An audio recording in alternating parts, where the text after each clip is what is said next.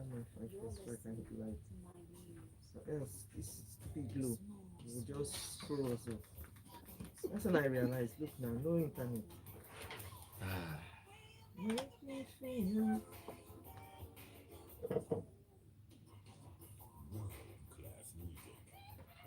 Still can't believe that one is good.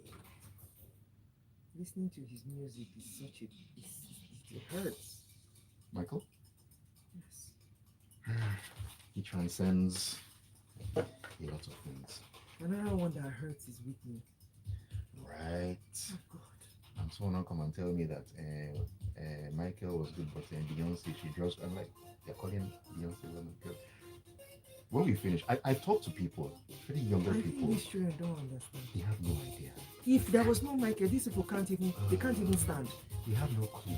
Jesus Christ, it's not their fault. It's not their fault at all. Do you understand what those people did? Oh my. Okay, so here's your mic. You can use the headphones or not. Which do you think I should? Man, Let me use it. I think you should. Make me look not professional. Sorry. And gives you better sound quality and all that. So I'm going to jump in. Did you see that?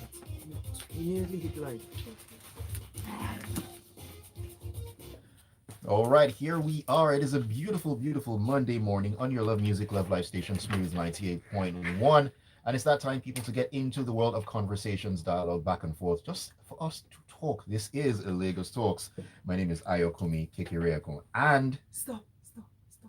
And... I just realized what I need to read is there. Please, can I? Oh, Jesus Christ. Have you gone live? No. I had to turn the mic off. You were live while that was going out. So. All right, so Lagos Talk Smooth 98.1. Once again, my name is Ayokunmi Kekireakun, and it is another great day to have conversations and talk about a lot of different things. That's what we do every day of the working week. 9 a.m. is where we get into it on Smooth 98.1. Today's going to be a very interesting conversation because it's all about International Literacy Day. That thing came up yesterday, and today is the perfect time to bring that to the fore and just talk about this. Now, this year's theme is promoting multilingual education. That's literacy for mutual understanding and peace. Now, it invites us to think about the power of literacy and education, not just as a means to read and to write, but as a tool as well for fostering mutual understanding and peace in our increasingly diverse and globalized world. Now, looking at Nigeria, where we have over 500 languages that are spoken across various ethnic groups. Now, this thing strikes particularly close to home. Indeed, it does, people. And the language diversity in our country has been a source of richness and at times a challenge as well. So today, we'll explore how promoting multilingual education can bridge divides, foster inclusion, and ultimately contribute to peace. We'll also be discussing the importance of literacy in our communities, especially in areas where language barriers still exist. And joining me this morning is my very, very, very special guest to give her insight and, of course, should I say, helpful tips, as it were, is Dr. Adetola Salau. She is the special advisor to the Executive Governor of Kwara State on education, policy formulation, and human capital development as well. Very good morning to you, Dr. Salau. It's a pleasure. Good morning, Carol. See, she's already in multilingual mode. That's right. Absolutely love it. Absolutely love it. Now, Dr. Salau she's a social innovator, an educator, a passionate advocate for applying STEM skills to break the cycle of poverty in Africa, of course, science, technology, and engineering and math, STEM. It always blows my mind when I see people who are into STEM because I never liked math, engineering, and stuff. I'm always honest about these things. I will always put my hands up and say, anything mathematics or engineering, no. So it's a pleasure to have you here to share your expertise on this particular matter. Now, let's begin with the importance of literacy in building a better society. Before I do that, though, for all our listeners, you can join in the conversation. Share your thoughts with us on WhatsApp on 0809 440 981. You can also join us on the live stream on YouTube. It's at Smooth 981 FM Lagos. Smooth 981 FM Lagos. Join us on the live stream and be a part of the conversation this morning. So, when we talk about literacy, it goes beyond the ability to read and to write. It's also about access to information, empowerment, and the opportunity to actually participate fully in society. But however, what we see is that millions of Nigerians, especially in rural areas, still face challenges related to illiteracy. Now, Dr. Salau, in your work, how have you seen literacy impact communities, particularly in terms of empowerment and breaking that vicious cycle of poverty? Hmm. As I was listening to you when you said in rural areas, my mind started screaming, I beg to differ, I beg to differ, because it impacts not just people in rural areas, it's also a major issue here in urban areas. In fact, I'm ashamed to say that I believe that we have more of our youth who really can't read. And when Hmm. I say read, I'm not just talking about literally the ABCs, but read as in comprehension. Reading to me is not just reading the words, but comprehending, making a connection, and applying what you have read to the context of your life, the context of the real world around you. Hmm. So I see when individuals gain literacy skills, they're able to take control of their lives, they're able to make decisions because you read something, you're like, oh, okay, I now understand that. I can now go back and use that in my life. And they're also able to access opportunities. Wouldn't it be a shame if all along you're looking for this opportunity? You want to, I'm just going to say, let's say you want to enroll in this program that you know that it's going to double or even triple your income. But every single day, because you cannot read that particular text, or you couldn't even understand that boot camp means a training program, you Right. just keep passing the signboard or signpost, or even you keep passing a sign that you see online about that program every single day. You're like, oh, what's that? Boot camp? Oh, boot camp. Oh, I wonder what that means. Oh, and you just pass it. Whereas you keep telling yourself, I want to better my life. I want my life to improve. But you're not able to access that opportunity because you don't understand the context that boot camp means, could mean this or could also mean that. Okay. Some people, when they hear that word boot camp, automatically they're thinking of the army, which is correct. Hmm. But a lot of times now, in this current dispensation we're in, a lot of times it's training programs. So if you're someone who reads and you also go back and you ask yourself, what is the meaning of this? You engage and you go back and forth to understand the context in which words are used in different syntax, then you'll now make that connection. Oh, okay, I want to better my life. This is an opportunity I could utilize and take advantage of. So I see that being able to really read and comprehend, like I keep emphasizing, it actually increases your self-esteem, your confidence, and then you being able to be a part of society. And then of course your health, because a lot of times you'll be able to go back and do research and ask questions about things that impact you. In Hmm. fact, I oh my God, I'm sorry, I'm gonna have to diverge and share a story that I heard recently that just blew my mind. Someone was telling me about somebody who you will expect to be educated. This person is an officer in the civil service. I won't mention what Ah. state. And this person watched a program where they were talking about certain symptoms and certain remedies, herbal remedies that could be taken for those symptoms. And then the person also said you should also abstain from eating carbohydrates and certain things. This person just heard what was said on the TV and absorbed it verbatim, went back, did no research, did not call anybody who they knew that were medical officers, Didn't ask any didn't ask questions. any questions, did not call a nurse, did not call doctors, did not call people who were in that field, in that sphere, just made a decision that, oh my God, I'm very sick and I have this. When I say very sick, it wasn't just a mere illness. I'm trying to remember what kind of illness it was. It was something that was really, really serious. The gravity of that illness was mind blowing. Something to do with cancer or something like that.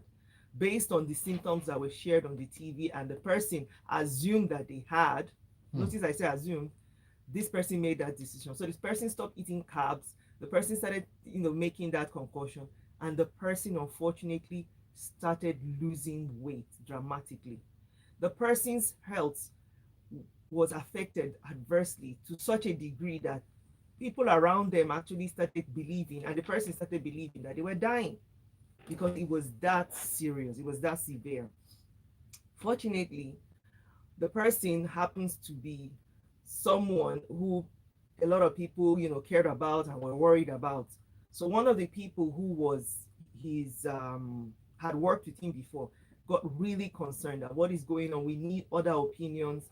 We need people who will look into diagnosing whether this is really an actuality, Okay. and Okay. what do we do.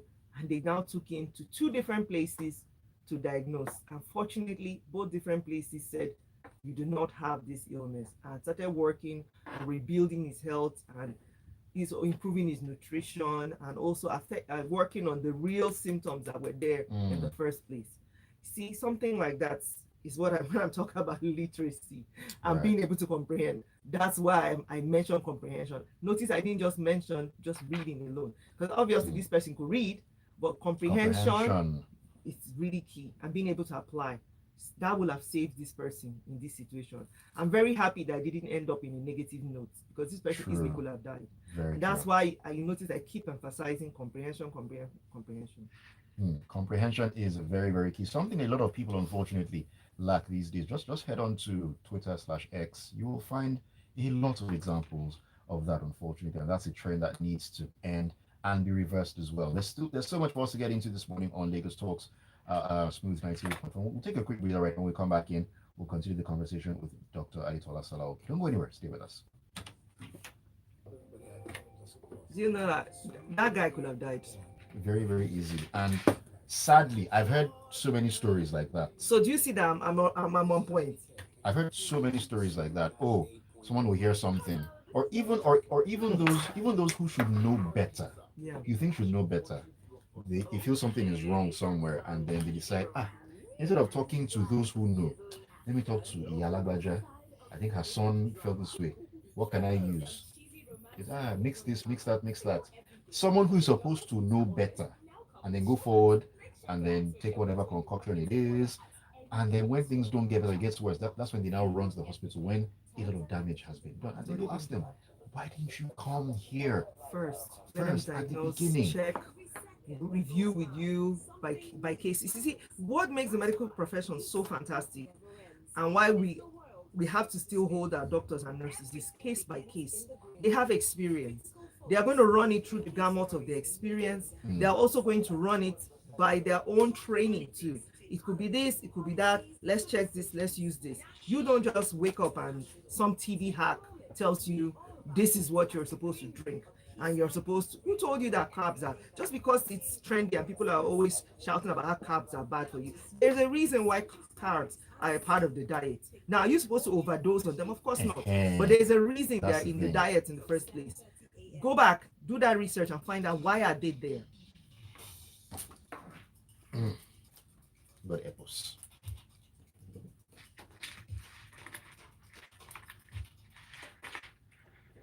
All right, welcome back to Lagos Talks. This is Smooth 98.1, where we love music, we love life, we love great conversations as well, such as this one. It's a beautiful Monday morning. My name is Ayokunmi Kekiriakum, and hey, I'm enjoying myself in the studio, as well as my very, very special guest in the person of Dr. Adetola Salau, Special Advisor to the Executive Governor of Kwara State on Education, Policy Formation, and Human Capital Development as well. Welcome back to the show, Dr. Salau. It's been a very interesting opening couple of minutes having you in. And you know what? There's still a whole lot more to come. For all our listeners out there, join us on the conversation, share your thoughts, any questions you might have, observations, or just you weighing in on what we're talking about this morning. The studio line is 0201 4489981. The WhatsApp number is 0809 440 0809 440 If you're having trouble calling into the studio line, you can also give us a call on WhatsApp. So it's three ways: calls on WhatsApp, messages on WhatsApp, and the studio line as well. We are also streaming live on YouTube. It's at Smooth 981 FM Lagos. You can join us there as well. All right, so back to what we're talking about. It's all about International Literacy Day, and the theme being literacy for mutual, promoting multilingual education. Yes, that's what it's all about, and literacy for mutual understanding and peace as well. Now let's talk about multilingual education here. Um, Now, education that respects and incorporates multiple languages, it not only promotes understanding, but it also fosters social cohesion. Now, in areas of conflict, language can be both a dividing and unifying factor. Yeah, it goes both Go both ways. ways. Now, in your experience, Dr. Salah, how can literacy programs that focus on multilingual education play a role in peace building, particularly in conflict-prone areas right here in Nigeria? Oh wow. In fact, I just went back mentally to my experience when I used to teach in the US. And a lot of my students, I mean, particularly when I was teaching in New York, he doesn't get any more diverse than New York. I mean, when they say New York is a melting pot, they are not joking. So in a classroom, I will have these students from 15 or 20 different countries, all in the same classroom. And I can tell you that the fact that, first of all, I started getting a training in bilingual education because a lot of my students in those 15 countries, at least 5 to 10 of those countries were Latin American countries. Yeah. So they spoke Espanol, they spoke Spanish. So me getting a training in bilingual education, particularly with the twist towards Spanish, helped me to be more respectful of their culture, to also imbibe some phrases from their language when I was teaching, and to make them feel that they were included when I was teaching. Because some of them would not totally understand some of the phrases that we have in English, but me using some of those phrases in their language, I showed that I understood, which is I was creating empathy for them. And I was showing them that I respected them. And then by me doing that too, I had a deeper understanding of their own perspectives too, because language is a very, very amazing thing. The way something is said and perceived in one language is totally different in another language. So that also helped me to be more tolerant, and also our classroom to have more, I'm trying to think of the word right now, the students to have a deeper respect, love for one another. And I think it also helped in breaking down a lot of misconceptions and stereotypes. The misconception that because they came from these countries, they don't really understand, and that, somehow they were less or inferior. I will remind them about, their own language and the things that their own people had also contributed to society in general and in the United States there. And it was amazing how they blossomed hearing me talk about that, and also talk about my culture and represent that visually by wearing clothes, the way I wore my hair sometimes, and also food. I would bring in food and share with them, and that will make them talk about their food and things that they missed. And then we'll talk about family, because everybody has a family. So it was quite wonderful. And I think that a lot of societies who have done this right, that's what they understand, that there's such a strength in that. And I'm thinking about how I'm hopeful that as we start to now work on us building on the mother tongue first from the home, and allowing the students to still be able to express themselves in the classroom with that, so that that way we understand this is where they're coming from, and be able to explain things back to them in that language. So they're like, okay, I get it. In the Philippines, they did that, and it really improved learning outcomes. And I noticed that in China, that is, they also do that. Mandarin, they also have, I mean, of course, they learn in English, but they also learn in their own language too. And you can see that they are great learners. And then, of course, diversity in the languages. I can go back to Europe. One of the things that impresses me the most whenever I travel to Europe, particularly when I was in Germany. But let me tell you a story. When I was in Germany, I was on this train, very confused about trying to understand how which one was my stop, which was the right train, was it that one on that platform or this other one. And this young man hears my accent and he was so intrigued and so happy and excited. He's like, oh my God, you're from Nigeria. And I'm like, yes. And he now starts mentioning different cities, Kanu, Jos, Port Harcourt. And just because he started mentioning those cities and he was excited about understanding the accent that I was using to speak, I felt more confident to ask him and show him on my phone, this is where I'm supposed to go to. I have this conference. And he led me and explained everything to me. And actually, I was fortunate enough that we were going the same way. I mean, our destination wasn't the same, but we were on the same train. And while we were in the train, we kept on talking, and I felt so much more relaxed and so excited talking to somebody who understood where I was coming from. So I believe that when we're able to do that for our students in the classroom, and as a society, we respect that we all come from these different perspectives with these different languages, it will make us tolerate, it will make us a lot more richer. I mean, think about when you're eating food. If the food just has one bland taste, you're like, ugh. But when you have all those different spices hitting different spots on your tongue, takes it to the next level. yes. In fact, do you know that that's what makes food really an amazing experience when you're really enjoying it? It's when a good cook is able to incorporate all those different flavors, those different textures in it, bitter, sweet, sour, sweet, all those different things. When they're able to hit all those notes, my God, there's something that happens when you're eating, and it's almost magical. I believe that's the same with language too. Mm. And you know what? Just as you said that, it just reminded me of something that that Nelson Mandela said way back when, about if you talk to a man in a language that he understands, that goes to his head. If you talk to him in a language, in his own language, that goes to his heart, and that is able to touch him in a deeper, more profound way as well.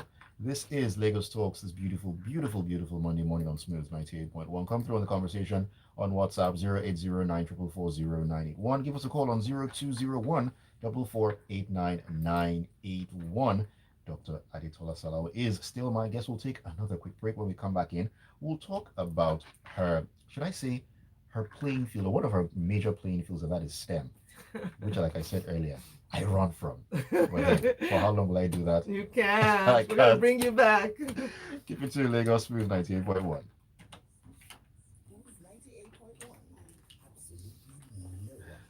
Okay, quick 30-second break, and we'll jump right back in. That's how the time just flies. It's already 9:30. I'm looking at it. So the time just flies. This year has been one incredible year, 2024. I know we keep saying each year is the fastest year, but I'm sorry, this year beats it for me. I feel like I just blinked. And it's already Ember months. No, yeah, I'm serious. Look at me. Look at me. Like, I just did like this. And I'm like, I'm serious. Let me tell you why. Because I actually remember sitting down January, February, like, and all of a sudden I'm like, oh my God, it's September. But well, I think it's also part of growth too. That the older we get, the more time seems to. And today is the 9th, though. I mean, when did September start? So Thank you. So do you see my point? At 9. Do you see my point? Before you know it, now it's be the end of the month. Scary.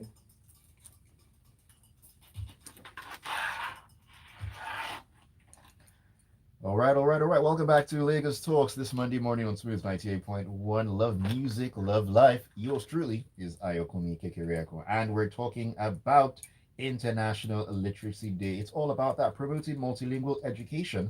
That's literacy for mutual understanding and peace. Hey, at this point in Nigeria, mutual understanding and peace is something that is very, very key. Go on the streets or social media. So many people who have different opinions, but they're still fighting about it. I mean, two people don't need to agree. You can disagree to agree. I love that. Disagree to agree, and let there be peace. But no, many people feel that if you don't have the same belief, thought process as I do, you're the enemy. You're wrong. It doesn't work that way. It really doesn't. When we talk about literacy, as Dr. Salau mentioned, comprehension is very, very key. Just because I say I like apples does not mean I don't like oranges. True story when I say that one. Welcome back to the show, Dr. Adetola Salau. This morning has been very interesting. Join us, Lagos. Share your thoughts with us on 0201 4489981. It's all about literacy. And of course, schools are resuming today. So it's also a very, very telling time to talk about this literacy. At least that's what they call English in school now, literacy. I mean, I saw that and I said, literacy. What is literacy? It's English, man. I know. But hey, times change and But things I switch up. believe it's good that we made that switch, not just calling it English language. When we made that switch to calling it literacy, it covers what I mentioned. Right. That it's not just about you learning that language. It's about you gaining that skill in that language, which brings in what I mentioned, comprehension, which is very important. Very, very important. And then you being able to communicate, being able to speak, being able to read and write as well. You get what I mean? That's yes, key. Those are very, very essential. Now let's talk about STEM. I mean, you're particularly passionate about that. Like I've said, science, technology, engineering, and math as well. Now these skills are very key also in tackling poverty. But how does STEM relate to literacy? I mean, without the foundational ability to read, to write, to understand concepts as well, STEM education can be inaccessible to many young people out there. So, could you explain how improving literacy, especially in multiple languages, can facilitate the learning of STEM subjects? And do you have any experiences that you can share in that regard in your work? Oh yes, I can. You already stole my thunder because it does facilitate you being able to understand multiple languages. It facilitates you having a strong foundation and being able to communicate. And you see, the thing about STEM, I'm not even going to shy away from when you said, oh my God, it's very hard. It is, it's hard. And you understanding and applying those complex concepts comes back again. I know it's my favorite word today, comes back to comprehension. So when you are proficient in being able to read and you can write and you can speak, you are able to access a broader range of educational resources. And this also helps you to understand the subject. Because like I said, the way it's explained in one language, in one context could be different in another. And it also helps you to develop a greater awareness of the cultural and historical context for the concepts, where they came from, and then you understand them a lot better. I'm going to go to an example that happened for me. I'm sorry, I'm going back to Germany again, but it was one of those places that really, really affected me profoundly. I've gone there twice now. Yes, twice now. And all my life, my first degree is in chemistry. All my life, I had studied all these concepts, Schrodinger's equation, notice Schrödinger, that's a German. You hear this person, Linus something, German. Einstein, he was a German too. I mean, he just relocated to the US. Yeah. So I didn't understand the context of the society until I went there and I was around the people, and I understood that they have conversations when they're eating about understanding phenomena in the natural world. They explore that. They like discussing philosophy. They like getting to the root causes. They like understanding principles.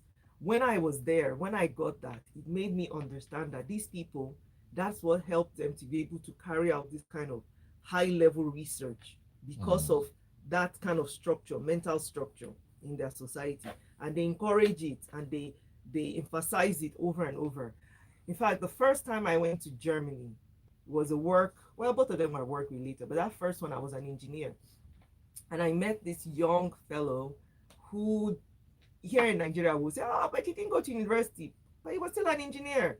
He finished secondary school and then he went to this vocational technical program and immediately got hands-on knowledge of what he was doing. I was now doing piping. What I went for was an LNG project, where we were trying to liquefy gas and we were going to use it for power. But we were talking about how to store them. And this young man was one of the piping engineers. And we're talking about it, how he got interested in. the mechanics of pipes when he was young, and he used to go and watch people when they were playing musical instruments. Remember now, pipes, understanding that, and he got more intrigued, and then he realized that what he wanted to do, he didn't think university was going to do that for him. So he ended up going to a technical school, and now here he was having a career doing this. And I was flabbergasted and then also impressed that, wow, there is a pathway for somebody like this to go and explore what he's trying to do and now come back and do it work wise, but not having to go to university. And he was, to me and to himself, he's a success. And he was recognized and commended in his society. And that helped me to understand, these scientists that had done these things in my chemistry lessons and my physics lessons. And I said, wow, now I understand. I believe when we travel, sorry, that's where I was going. When we travel and then we're exposed to different people, you understand the background, why they do certain things certain ways, and it helps you to appreciate them more. And then it's up to you to say, you know what, I also would love to inculcate that in my life. For me, watching that young man, that actually changed me. It made me more driven. I'm no longer in the engineering field per se, that's working in the field, but now I want to create more people like that young man. I want to have more researchers. I want to have more people hands-on. I want to make them start thinking about what they see, what they enjoy, and how they could now create. I don't like to call it, solve. Yes, there you go. How they could solve challenges around us. But I don't like calling it problems. Challenges. Yes, challenges. So, yeah. So I really want us to appreciate and also be proud of our own languages, which brings me to something. Let me also mention this real quick too. Do you know that for the first time, let's see, I think that was in 2019. Yeah, it was in 2019. All my life, I had done programming, which we now call coding, by the way. And my first degree is in chemistry, but I almost, in fact, I always shout about this all the time. I was, I think, 6 credits short of getting a mathematics degree. So I actually should have a mathematics degree. That's a Bachelor of Science in Mathematics. And so I studied a lot of math classes, but I'm ashamed to say that it was until 2019 that I understood that this binary system that we keep teaching children in the classroom, we actually have it in our own culture here in Yoruba culture. This IFA system, divination, it's actually binary. But our children have no idea about that. I just found out in 2019. Our children have no idea about that. This is something that is so close to home to them, and that there's nothing to be ashamed of it. It's a part of their culture, it's a part of them. Our own people also discovered it and utilized it. So it's not a foreign concept, it's something that we used here too. I want us to start embracing and seeing those things around us. Even bronze culture. I went to a museum in the US, and while I was there, one of the curators were talking, and I was showing her the ones from Benin Kingdom, and she was explaining to me in great detail about how this was so far ahead of its time. Till date, they are wondering how people, because smelting and putting those metals together and being able to fashion them, it's not something that is, it's no easy feat. It's not an easy feat, but they did it. The scientific know-how to be able to put all that together and know that at this temperature, this is how we're going to be able to pull it together and bring it out and do this and draw it. It was done. Our people did that. We need to start having our children, our students embrace that, and also start realizing that it's in them, they can do this, so that they don't think that being an engineer, being a mathematician, being a scientist, some foreign concept over there for them. It's only people who are out there. You see, it's by them reading, by them learning, by them seeing that other people do it, and going back and doing research about their own history, their own cultures. They'll find out. How did I find out about the IFA system? It was from research in 2019. I was taking a class.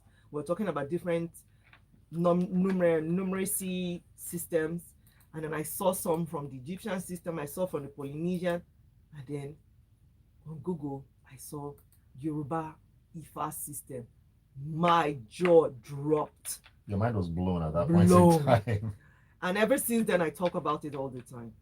So yeah.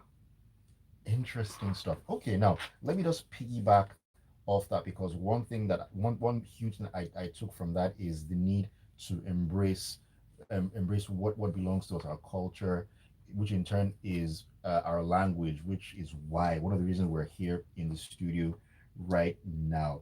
Now, I'm just wondering when it comes to those barriers to actually having multilingual education, uh, what do you think are some of the biggest, as you said, challenges, not problems, challenges, Mhm. that we face right here in Nigeria in implementing effective multilingual education? What can we actually do? Because a lot of places, when, like I said, when you speak, to students in the language that belongs to them, there's a deeper understanding of the concepts being taught. Well, a major one is inconsistent language instruction and limited access to quality educational materials. And I'm going to be very, very frank on this one. I'm a living proof of that about inconsistent language instruction. I'm very ashamed to say this, and I'm saying this on air, and I say it everywhere, that I don't speak Yoruba, our Yoruba language.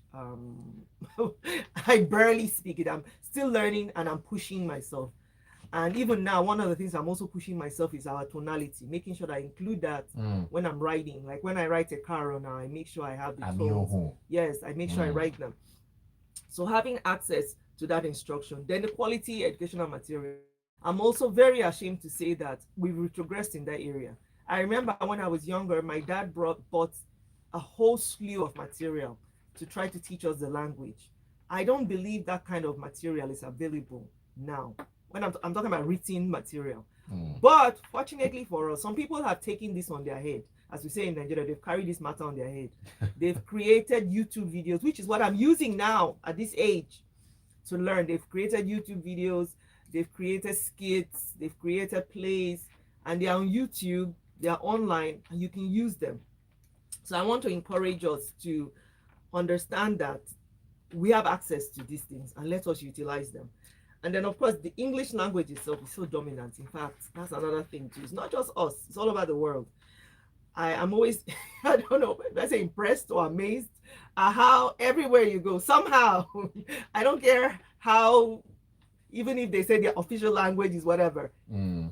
English language is still spoken there. Right. So we need to, in our own nation, develop, and I believe we started working on this in 2022, have our own comprehensive language policy that will embrace multilingual education and provide support for developing these indigenous languages and then being able to learn them in our schools. I know here in Lagos State, particularly Yoruba language, we've brought it back and we're working our students being able to speak it, write it. I wish this had been pursued all along so that people like me, more people like me, will be reading, writing, speaking the language because there are some nuances in that language that cannot be carried out effectively in English. Mm. I remember there was a proverb. Oh, I wish I had my notebook. I should have brought my notebook with me. My teacher was going over this proverb with me, and it just blew my mind how when I was hearing him say it in Yoruba, and then when he was interpreting in English, it wasn't the same. It didn't sound similar. There was an essence that was missing, and it blows my mind.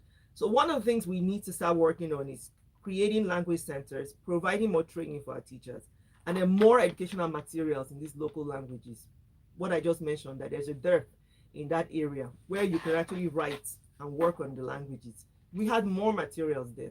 And I believe the reason why we have less now is they probably said, what's the point? People are not really doing this. And then if you look to, we don't have too many of our teachers going to go study these subjects when they're in the university. And they're probably like, what's the point? Are there really jobs? Well, fortunately now, since Lagos State decided to bring back Yoruba language, I'm sure they'll be hiring more Yoruba teachers.